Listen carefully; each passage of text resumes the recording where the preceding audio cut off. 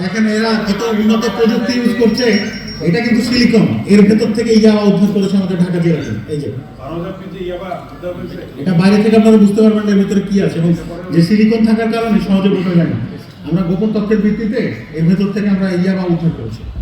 রাজধানীর ডেমরা এবং নারায়ণগঞ্জের রূপগঞ্জের ছনপাড়া এলাকা, সে কুখ্যাত ছনপাড়া এলাকা যেটা মাদকের জন্য বিখ্যাত ডেন, সেখানে আমরা হানা দিয়ে 400 গ্রাম হেরোইন এবং প্রায় 20,000 ইয়াবা আমরা উদ্ধার করেছি।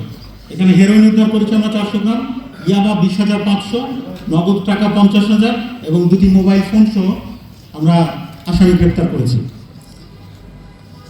এবং এখানেও একটা আবাসিক ভবনে তারা যেভাবে লুকিয়ে ব্যবসা করত, সেটি বাইরে থেকে বোঝা যাবে না যে সেটি আসলে ইয়াবার ব্যবসা কেন্দ্র ছিল।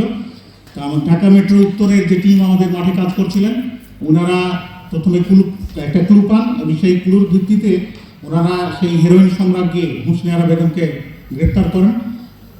সেখানে আমরা নিয়মিত মামলা দায়ের করেছি এবং আমাদের প্রক্রিয়া তদন্তাধীন। এখানে একটি বিষয় বলা যায় যে বর্ডারের অপর পার থেকে আমাদের দেশে ইয়াবা এবং এই মাদকগুলো প্রবেশ করে। এখন এখানে আরও কিছু বিষয় আছে, আমরা এর সঙ্গে কোনো হুন্ডির কোনো ব্যবসা আছে কিনা বা মানি লন্ডারিংয়ের কোনো ইস্যু আছে কিনা সেটাও একই সঙ্গে তদন্ত শুরু করেছি। আমরা বিশ্বাস করি যে অচিরেই আমরা আপনাদের আরও সুসংবাদ দিতে পারব।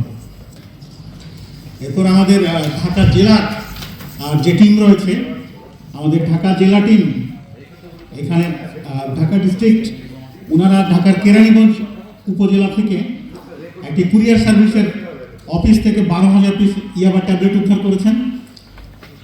দুর্ভাগ্যক্রমে এখানে আমরা আসামিকে পাইনি ঘটনাস্থলে, কারণ সেই পার্সেলটি সেখানে বুকিং দিয়ে চলে গিয়েছিল। তবে আমাদের তদন্ত জারি আছে, আমরা খুব দ্রুতই তাদের ধৃত করতে পারব। আর এখানে বলা যায় যে গত অক্টোবর 2025 থেকে অদ্যাবধি প্রায় 40,000 পিস ইয়াবা উদ্ধার হয়েছে আমাদের ঢাকা জেলা টিমের মাধ্যমে। আরেকটি বিষয় রয়েছে, আপনারা দেখছেন যে গাঁজা যেগুলো আমাদের প্যাকেট করা আছে এখানে, এটা আমাদের যে তেজগাঁও শিল্পাঞ্চলের থানাধীন শহীদ তাজউদ্দিন আহমেদ সরণির মা এন্টারপ্রাইজ নামের গাড়ির শোরুমের সামনে একটি ড্রাম ট্রাক সহ আমাদের এখানে প্রায় 20 কেজি গাঁজা, একটি ড্রাম ট্রাক এবং জিডিএল নামীয় বাটন ফোন উদ্ধার করা হয় এবং এখানে আসামিও গ্রেপ্তার করা হয় এবং এটা আমাদের নিয়মিত মামলা দায়ের করা হয়েছে এবং বিষয়গুলো তদন্তাধীন। আমরা চেষ্টা করে যাচ্ছি, যখনই আমাদের কাছে কোনো তথ্য আসছে, আমরা তথ্য পাচ্ছি, সেটা নিয়ে আমরা তদন্ত করে আসামি সহ মালামাল অবৈধ মাদকদ্রব্য উদ্ধারের জন্য আমাদের চেষ্টা রয়েছে। এবং আপনারা দেখছেন যে আমরা আসামিও গ্রেপ্তার করেছি, নিয়মিত মামলা করেছি এবং মালামালগুলো রিকভারি করে আপনাদের সামনে উপস্থিত করেছি। আমাদের যেহেতু সরকারের ঘোষিত লক্ষ্য মাদকের প্রতি জিরো টলারেন্স, আমরা সেই লক্ষ্যে কাজ করে যাচ্ছি আমাদের সীমিত সামর্থ্য নিয়ে। আমরা চেষ্টা করছি, আমাদের মাননীয় স্বরাষ্ট্রমন্ত্রী মহোদয় এবং সিনিয়র সচিব মহোদয় আশ্বস্ত করেছেন যে আমাদের প্রযুক্তিগতভাবে আরও কীভাবে উন্নত করা যায়, আমাদের লজিস্টিক্স কীভাবে বৃদ্ধি করা যায়, ওনারা সেটা দেখবেন এবং আমরা আরও অত্যাধুনিক প্রযুক্তি ব্যবহার করে, লজিস্টিক্স ব্যবহার করে এই মাদক নিয়ন্ত্রণের ক্ষেত্রে আরও ইতিবাচক সুসংবাদ দেশবাসীকে দিতে পারবো। ধন্যবাদ। আপনাদের কোনো প্রশ্ন থাকলে করতে পারেন। স্বাধীন মামলা, এখন ওই ক্লু যদি আমি এখন এই মুহূর্তে প্রকাশ করি তাহলে তদন্ত আর করতে পারবো না, আমি আরও আসামিকে ধরতে পারবো না। আমি এটা আপনাদের যথাসময় যখন আমরা চার্জশিট দাখিল করবো, প্রয়োজন বোধ আমরা সেই সময় আমরা জানাবো যে পুরো মামলায় কতজনকে আমি ইমপ্লিকেট করতে পেরেছি তদন্তের সাক্ষ্য এবং প্রমাণ সহ। আমরা আপাতত এখন 3 জনকে গ্রেপ্তার করেছি মালামাল সহ এবং আমাদের তদন্ত যেহেতু একদম প্রাথমিক পর্যায়ে, গত 25 তারিখের ঘটনা আপনারা জানেন, খুব বেশি দিনে আজকে আমরা রিমান্ডের প্রেয়ার দিয়েছি। তাদেরকে যখন আমরা জেরা করবো, আরও যেহেতু বিদেশি নাগরিক অনেক প্রোটোকল মেনে চলতে হয় আমাদের, তাদেরকে জেরা করে আমরা রিমান্ডে নিয়ে জেরা করে আরও তথ্য পাওয়া আশা করছি। অনেকদিন ধরেই তারা ছিল এখানে এবং তারা বিষয় রিনিউ করেছে, তারা যাতায়াতের ভেতরে ছিল।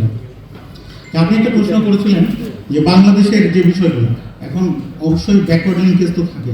তারা যেহেতু বাংলাদেশিদের বাড়িতে ভাড়া ছিলেন এবং আশেপাশে অবশ্যই আমরা তদন্ত পাবো, কিছু ইন্ডিকেশন আমরা পেয়েছি, সেগুলো আমরা যখন পাবো আপনাদেরকে জানাবো।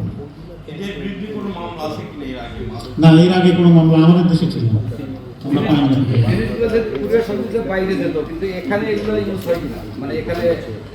না, এখানে যেগুলো আপনাদের সামনে হাজির করেছে এগুলো মূলত ওই যে বিদেশি যে নাগরিকদের আমরা গ্রেপ্তার করেছি তাদের কমিউনিটির কাছে তারা প্রেরণ করতো, বাংলাদেশে প্রক্রিয়া করে। এটা এখন পর্যন্ত আমরা ওইভাবে প্রমাণ পাইনি। সাধারণত চিকিৎসা ক্ষেত্রে কিছু ইউজ হয়, আপনারা জানেন, সাধারণত ব্যথা নাশক হিসাবে অপারেশনের পরে এই কিটামিন ইউজ করা হয়। এগুলো তো এলসির মাধ্যমে নিয়ে আসতো, কিভাবে নিয়ে আসতো না, এসির মাধ্যমে তারা আনে না। কিভাবে নিয়ে আসতো? এটা তারা স্থানীয় বাজার থেকে সংগ্রহ করে পিস আকারে সংগ্রহ করে তারপর তারা প্রক্রিয়া করতো, ল্যাবরেটরিতে প্রক্রিয়া করতো এখানে। হ্যাঁ, এটা তো বাংলাদেশে ছিল ল্যাবটা। হ্যাঁ, ওষুধ বিভিন্ন দোকান থেকে তারা হয়তো সংগ্রহ করতো। আমি স্পেসিফিক বলতে পারছি না, কারণ আপনি বুঝতে পারছেন।